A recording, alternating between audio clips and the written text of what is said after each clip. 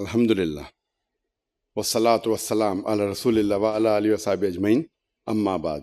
A'udhu billahi minash shaitanir rajim. Bismillahir rahmanir rahim. وَمَنْ أَحْسَنُ قَوْلًا مِمَّنْ دَعَا إِلَى اللَّهِ وَعَمِلَ صَالِحًا وَقَالَ إِنِّي مِنَ الْمُسْلِمِينَ رَبِّ اشْرَحْ لِي صَدْرِي وَيَسِّرْ لِي أَمْرِي وَاحْلُلْ عُقْدَةً مِنْ لِسَانِي يَفْقَهُوا قَوْلِي. My dear participants, I welcome all of you with the Islamic greetings. Assalamu alaikum wa rahmatullahi wa barakatuh. Inshallah, for the next 45 minutes, or as time permits us, I'll be speaking on the subject which we missed and we could not complete yesterday, on introduction to the Dawah training program. And after that, inshallah, we'll continue with the techniques of giving references, and then have a break, or if time permits, we'll have the revision of the 25 surahs, names and meanings. If time doesn't permit, we'll have it after the Maghrib Salah, and then after that we'll have revision of the Quranic verses, inshallah. Because tomorrow is a holiday, not a resting holiday, a training holiday, more of homework and revision, inshallah. We can afford to extend today without causing loss tomorrow, inshallah. How did this training program come to my mind? As many of you may be aware, that I was inspired to become a Da'i by none other than late Sheikh Ahmad Didat, Rahimullah.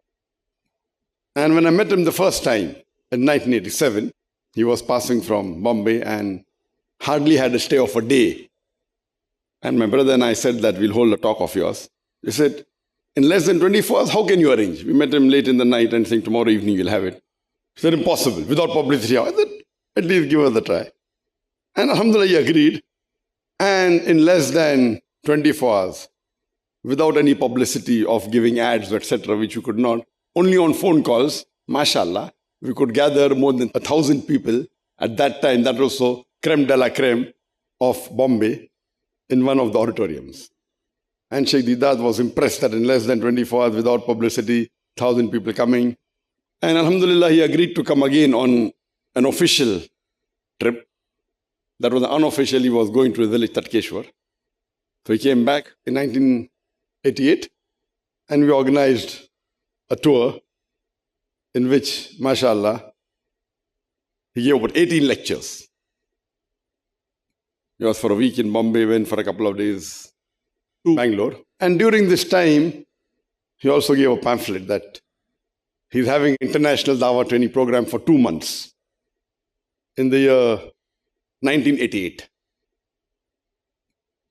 He said, though the list is finalized, we have selected, I don't remember the exact number what he said, about 20 or 25 participants he has selected, everything paid for, etc. And that time was just the beginning. We did not know anything about Dawah, met Sheikh Didat, inspired by him, but that was the beginning. And I was in the medical college. And he said, though the list is finalized, if you want, you can come. And it was just at the time the medical college exams and all are there. So I said, maybe inshallah Allah will give another time. And that time it was just the beginning, as I said. We were inspired by Sheikh Didat, but didn't think of becoming a Da'i.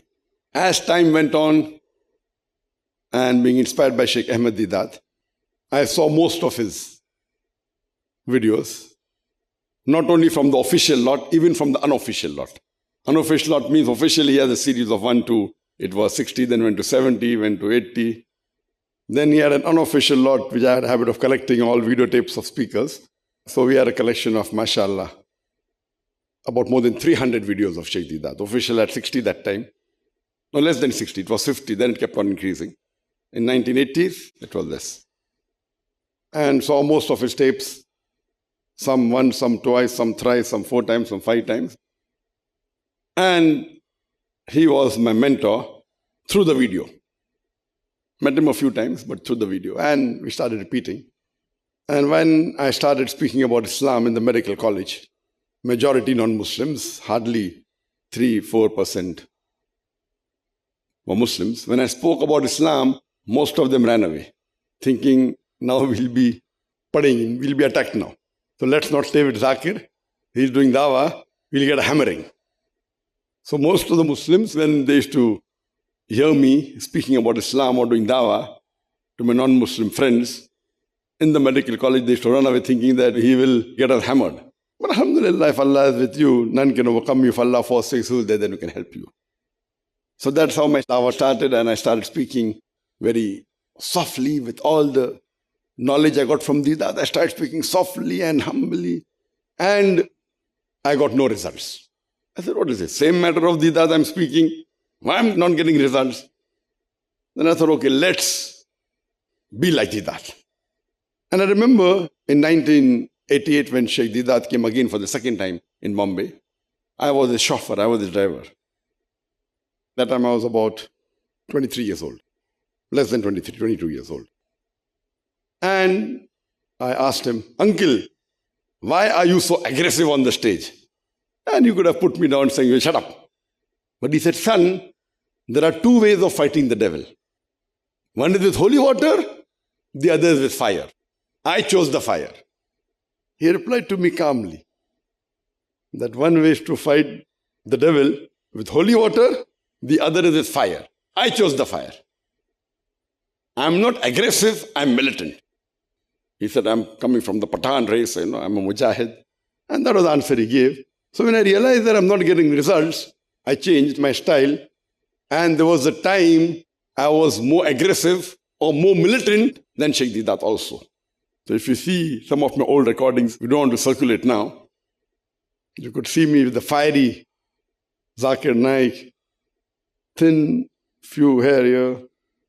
And then alhamdulillah, as time passed with experience, I remember we started the organization Islamic Research Foundation in 1991, mainly to give a platform for Dai. Then I was a stammerer. Those who know about my background, if you ask me what was my name, I'd say my name is Zakir. That was it. So in my dream, a person in his dream can dream anything. That is what psychologists tell us. In a dream, you can dream anything. You can dream things which are not possible. But because I was a stammerer, in my dream, I could have dreamt of becoming the best doctor in the world, the best heart specialist in the world. But never ever could I have dreamt of speaking even in front of 25 people. So the passion increased. And I told my parents, I was about to pass my medical studies, but I decided that I should spend more time for dawah. That is in the 90s. In 1990, just before passing my third year MBBS. And after passing your third year MBBS, I passed in 1991, there is internship. Internship means you have to serve in a government hospital for 1 year. That time we are more relaxed. So that time we started the Islamic Research Foundation. And I told my parents that because I wanted to do my post-graduation, I told my parents I want to do dawah at least 2 hours a week. Because when you do your post-graduation, you have to stay in the hospital 24 hours. Maybe once a week you can come for half a day, 1 day, depending which hospital you are, what's your posting. So I said, when I come home, that time I'll do 2 hours dawah. So we started the organization, Islamic Research Foundation, thinking I'll give 2 hours a week. Parents said, no problem. Then when we started the foundation, I requested 2 hours is too less. I had plans of doing surgery. Then I said, surgery? I'll hardly get half a day in a week. In that 2 hours, I have to change.